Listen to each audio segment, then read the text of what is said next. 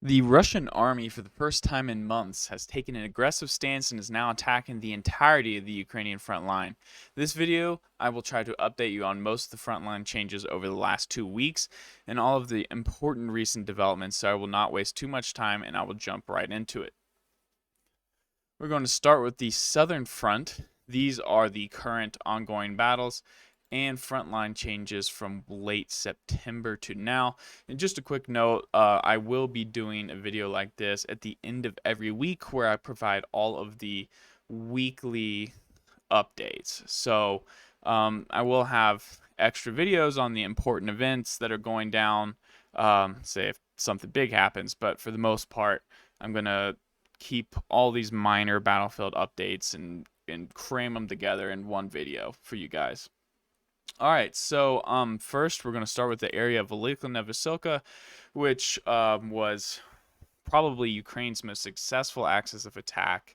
And here, starting on September the 28th, that's when Russia began pushing in the area. They managed to capture a little bit of ground north of this town of Pryutny here. And let me see if I can get the town names. There we go. So slightly north of this town of Pryutny here, capturing a couple square kilometers.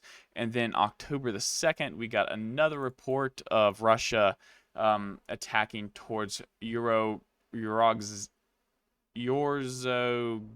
I don't know. I tried, right? And then October 4th, we have some more updates of Russia retaking slightly more ground to the north of Pryutny. And then finally on the 12th, a little bit more ground than that. So, some progress in the last 2 weeks for the Russians in this direction. Clearly, no real changes or gains made by the Ukrainians in the last 2 weeks. So for the entirety of August, the Ukrainians have been going backwards in this area. Russia managed a net gain of 4.72 square kilometers in this region, which I don't know if you guys noticed, but this is kind of nice now. Google Earth got an update, so whenever I make these polygons, these boxes, it actually automatically gives me the area, perimeter, and stuff. So it's pretty cool. So in these weekly updates, I'm going to start giving you guys net gains for each side in terms of square kilometers or whatever. All right, now in the Robotyne axis, this was one of Ukraine's most important directions of attack. First, on October the 2nd, we had reports that Russia was beginning to counterattack and move back in the direction of Robotyne. Also on the 2nd, we got word that Ukraine was still making gains on the flanks, managing to capture some ground here. On October the 4th, we got the first information that the Russians were trying to recapture that first defensive line, the line of tank traps and dragon's teeth that they lost. They didn't manage to do that, but they did manage to recapture some of the ground. That line actually goes right through here in the middle and kind of an arc. On October the 8th, we got the first information that Ukraine was now trying to go around to the west of Robotyne and head towards Kopani. There have been battles and combat going on here since the 8th. So, this is a guesstimate in terms of the territory that was taken by Ukraine. Of course, keep in mind that my mapping is not always accurate, and really no one's is.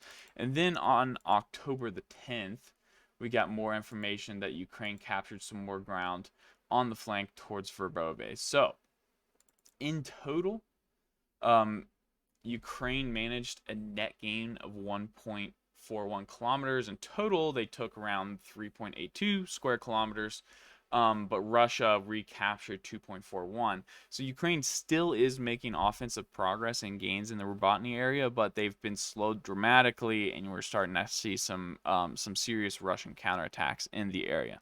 So finally, just to wrap it up, Kamyanske, the only news we've gotten from this area was on October the 10th. That Russia had launched an attack back in the direction towards Pyatkhatki, increasing a buffer zone around Zarabianka. So, just a 1.88 square kilometer gain there. No activity from the Ukrainian side. Next, real quick, we are going to move on to the Kharkov and Lugansk sector, north of the Donbass region. Well, we have the developments of the second most successful Russian operation. These are the attacks I alluded to yesterday. In the last few weeks, there have been reports and drone footage of Russian Air Force targeting the bridges along the Oskil River. So clearly, Russia has been trying to develop the situation on this front in their favor. So first, we'll start with the area of Avdiivka.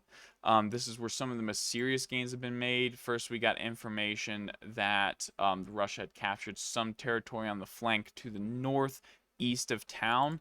And then we got information that the Russians had captured quite a bit of ground directly to, I guess you could say, the southeast of the town. So in total, you're seeing, quite a decent little land grab here for the Russians. And it happened rather rapidly. This was reported on by several sources. So, I find this, I consider this information to be highly accurate. In the Kupiansk direction, Russia actually suffered a setback. As you can see here, these are the forests north of Kupiansk. This is looking, we're looking south right now. And I angled it just so you guys can see the distance where Russia's been doing a lot of their fighting in this green forested area. The Ukrainian army managed to recapture a bit of that forested area alongside the river. Certainly not a good update for the Russians, if they're trying to push on Kupiansk, but great news for the Ukrainians. And then directly to the east of Kupiansk, we have been getting some updates of combat in this area to the west of Orlyansk, as you can see down here. Some gains have been made there over the last couple weeks. Just today, I saw another, I guess you can say, what was it? It was a Telegram post claiming that the Russians had advanced 1 kilometer in this direction today. I have more than that marked down here. This is several. This is like the last 2 weeks of fighting here. I couldn't find an accurate update that marked off the progression of the Russians, but it appears like they are in control of this entire corner here. So in terms of net gains in this region, in the Kupiansk and I guess you can say Liman directions, the Russians have managed a net gain of 12.63 square kilometers. That's subtracting, a total net gain, or total gain for Russia was 13.49, but Ukraine took back 0.86. So the net is 12.63. So, pretty successful here compared to other places. Now, next we are going to talk about the Donbass region, where by far the most Russian offensive actions have been taking place. But before we get into those details, I would like to ask that you please consider hitting both the like and subscribe buttons. Of course, this is free for you to do, but helps me immensely in keeping the channel running. As you may have noticed, I took a hiatus from creating new content, so views will be scarce in the beginning of my return, but that is expected. I also have to contest with a growing censorship regime that is plaguing Western nations and often results in limited reach for my content. So if you would like to support me directly, please consider donating either through the PayPal link in the description or via the Superchat feature in the comments, but do not feel obligated to do so. This content is free for you to consume, but at the very least consider leaving a comment with your feedback or ideas for future videos. Thank you all for your support.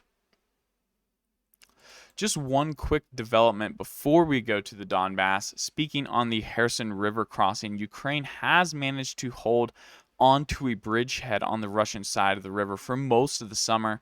And around October the 8th, we got the first confirmation that Ukraine was able to expand this bridgehead. There is a lot of information floating around about the possibilities of a major Ukrainian amphibious assault, but up until now that hasn't happened yet, and personally I am skeptical that it will. River crossings are extremely dangerous for the attacking side. Supplies and reinforcements have to cross the water, which is a major disadvantage. In this case, Russia has a huge defensive advantage, so committing to a large operation would be a terrible allocation of resources for Ukraine.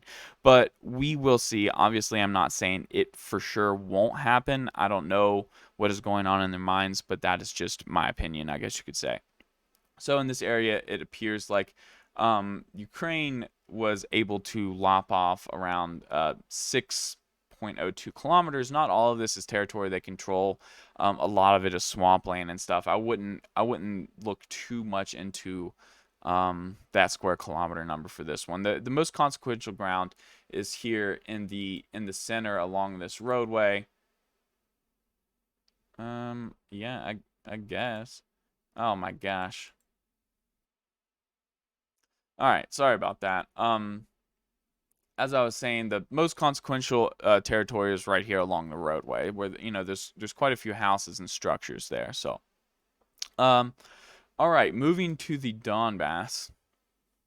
Wow, that sucks. I guess I can't use my drawing tool right now. We'll figure out what's going on there. Um, Yeah, so when it comes to the Donbass region, which I will remind you is a highly urbanized and industrialized region, which makes progress very difficult and slow for both sides, there are 5 key battlefields that have been activated. First, we are going to move down and talk about Novomikhailivka. A lot of information was floating around on Telegram, on YouTube about this region. Many stories that I can't really verify, some video that can be verified. It appears like the Russians were committing to some kind of information operation in order to make the Ukrainians think this was their main target. The Russians are pushing on this city, and if it was a serious target, they have failed dramatically. I will say that. So thus far, they are still attacking. But the first update we got from this region, it appears that the Ukrainians were getting some advance notice that the Russians were trying to commit to some activity here, and they started attacking on the northern flank, closer to Pobeda, and managed to take back some ground there. The next information we got was actually the next day on October the 2nd. The Ukrainians had actually captured a little bit more ground. This might have happened all at the same time, and we just got delayed information. But that's how the battle started. It's not like it was stagnant. We didn't get another update on the situation until the 12th, where we got word that the Russians had launched their assault and captured some ground to the south. There was a lot going on here in between. Videos of Russian mine clearing equipment being destroyed by Ukrainian artillery. Some people floated some stories and ideas that the Russians tried to commit to the assault without the mine clearing equipment because they couldn't get replacements. I'm not really sure if that's the truth. It makes sense, but they did launch some assaults through these forest plantations, these hedgerows, that turned out to be rather disastrous. The Russians have taken on pretty heavy losses in the last 2 weeks in Novomikhailivka. So I can't speak exactly how many. It's just that the combat, the videos coming out do not look good. Of course, the Ukrainian side releasing a lot of videos of this area, the Russian side not releasing very many, of course. So in this Novomikhailivka battle space, Ukraine managed to take away 2.54 square kilometers from Russia. Russia captured 2.85 on the southern side of the city, meaning Russia has a net gain of 0.31 square kilometers in a battle that's been going on for the better part of 2 weeks. So as you can see, my point not going well at all. Next, we are going to go to Krasnohorivka. Some interesting updates here. Starting all the way back on September the 28th, actually, the Russians made probably their second advance in this direction since the beginning of the war. There was some word last summer that the Russians were trying to advance in the area of these lakes here. Okay, it does work. Never got any word on the success of that, but that was the word. Most recently, the Russians actually captured a structure, some kind of mine structure right here. This is some point in the middle of the summer here. So, of course, It's been a while since either of those happened. This is the most recent update and advance up this. I believe this is the rail line to Krasnohorivka. In addition to that, this is technically in the city of Marinka, but it is in the direction of Krasnohorivka, so I find it to be somewhat relevant. But the Russians did capture some warehouses and a farmhouse at the far northern corner of Marinka. This definitely works to sever sever the connections between the two cities more so than they already are. So, in total, in this Krasnogorovka Marinka direction, the Russians have a net gain of basically half a square kilometer in the last 2 weeks. So, not a huge attack, enough to draw some attention. Quickly, we're going to go up to the Bakhmut area. Speaking of the developments there, also at the end of September, we had a rather large area that was lopped off by the Russians. This, at the time being when this happened, it was somewhat concerning because there was some suggestions that the Russians were committing to a major offensive here, trying to reach the canal, which actually is this line right here. It cuts down through this side here. And if they would have done that, they would have split the Ukrainian defense into two halves. So you would have had Ukrainian troops here, then Ukrainian troops here. It just wouldn't have been great for the battlefield situation for them. The Russians have not attempted to move in this area since September 28th. So that's important to note. They did, however, make some movements on October 11th, or at least we got confirmation of those movements on October 11th, advancing slightly south of Berkivka and Yagidny along that railroad. Of course, there was a lot of Ukrainian counterattacks in this direction during the Battle of Bakhmut in the spring. So the Russians have occupied this territory previously.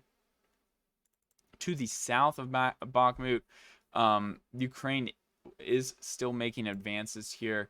On October the 2nd, capturing a little bit of ground, heading towards the railway.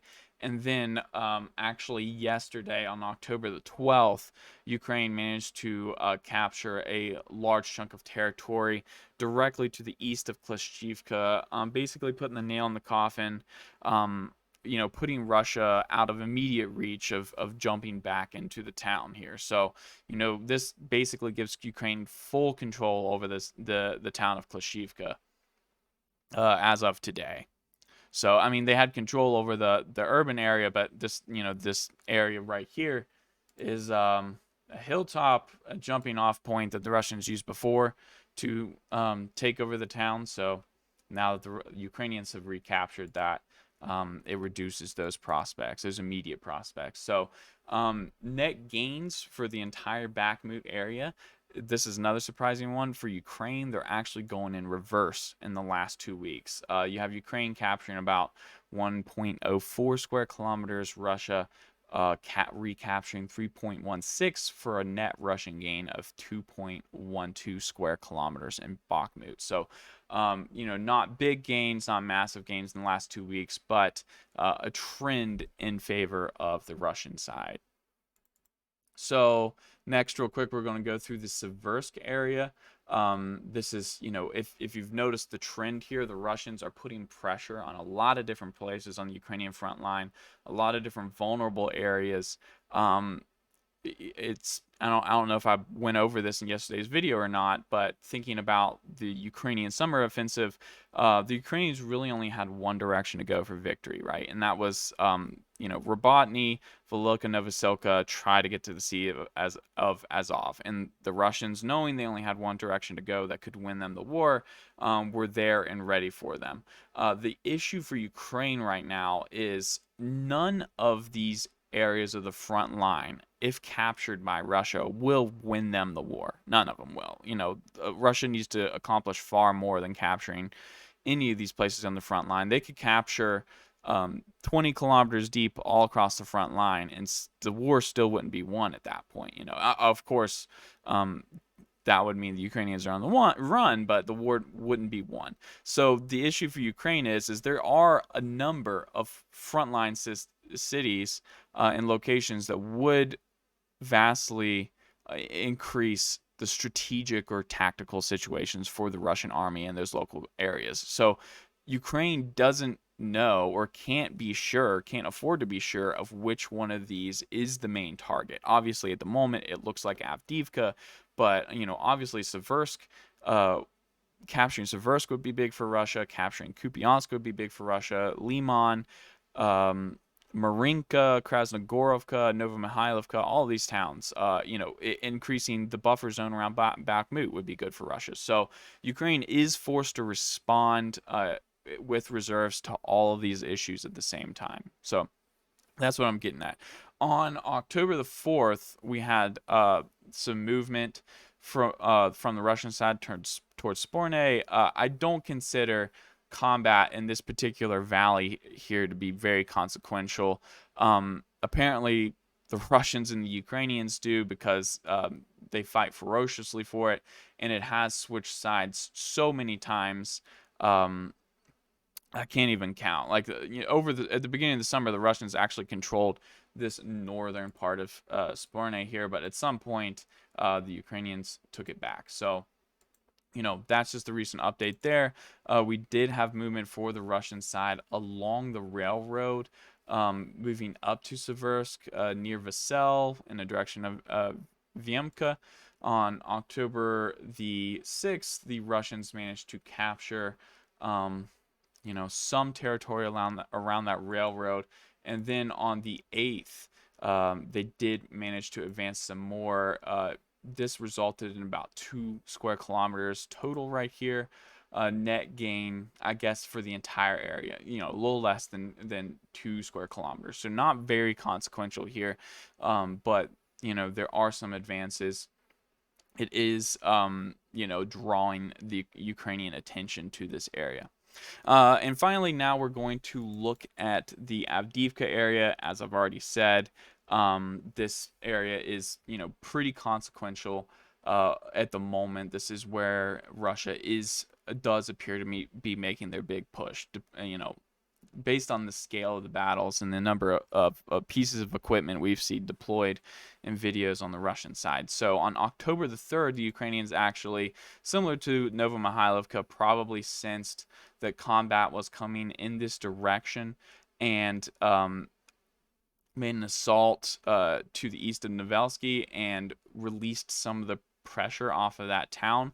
This area is actually a center for Ukrainian artillery, so by removing some pressure off of Novelsky, that allows artillery from Novelsky to assist in the other combat actions that are going on around Avdiivka. So as we said in yesterday's video, on the 10th is where the absolute confirmation came in for this. So this is in the midst of the battle going on. I do believe this happened before the battle started, which appears to have started on the 8th. But on the 10th is when Syriac Maps actually gave the confirmation that the Ukrainians had recaptured this quarry right here. I am going to go ahead and just immediately add all of the other updates we talked about for Avdiivka yesterday. If you want to see specifics on those, go watch yesterday's video. So that way I don't have to go over it again. On the 12th, which was yesterday, we did get our only territorial update for Avdiivka, or the only new one for Avdiivka.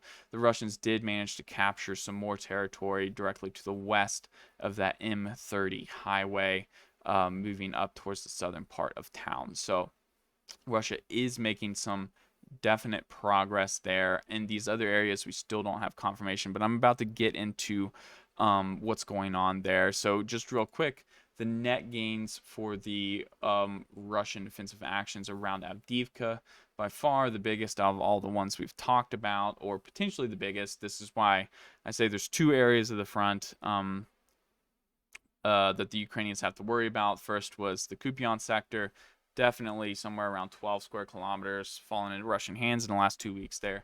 Here, it's somewhere between 6.34 and 17.94 square kilometers.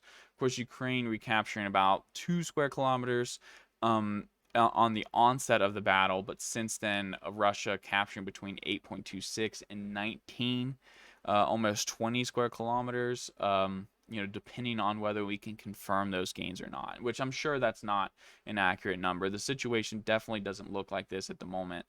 There is a lot of Ukrainian counterattacks going on at the moment, which we're gonna get into those. And I guess I can go ahead and turn on these logistics. Like I said yesterday, these are the roads. So some closing information about Avdiivka. This is the primary problem for the Ukrainians at the moment, and we do have a few recent updates.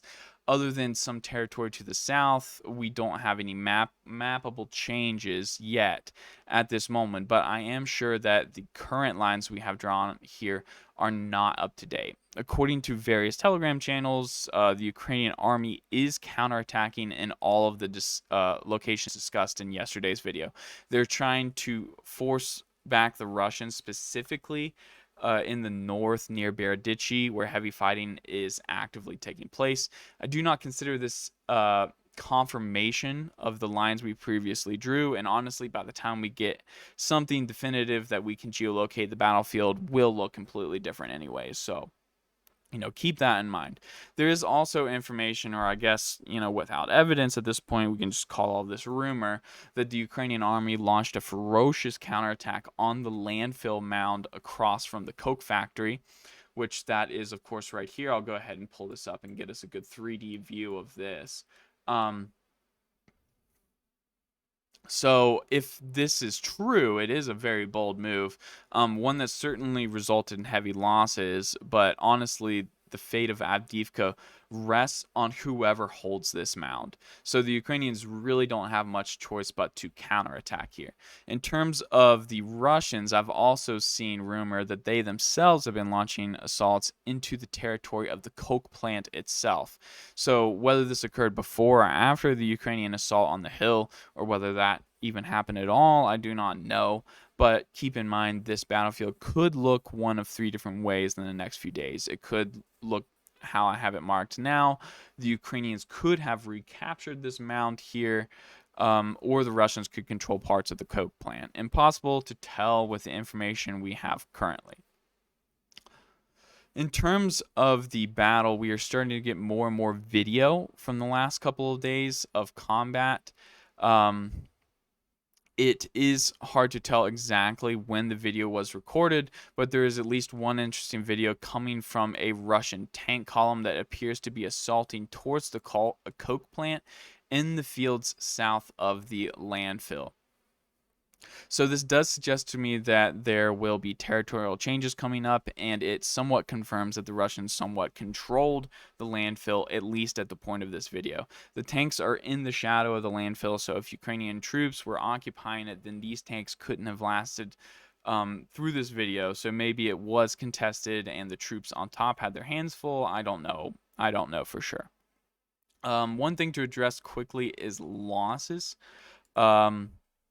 When I look at the news or other YouTube channels reporting on the situation, I see various people claiming the Russians have taken heavy losses or the Ukrainians have taken heavy losses, and that the battle is going catastrophically for one side or the other because of that. Of course, I can't and won't speak on who has taken heavier losses. I have no idea. It seems apparent that the overall death toll for the last 2 weeks is increasing daily. So both sides are certainly taking on very heavy casualties. And when I say that, I mean that for the entire Ukrainian battle space.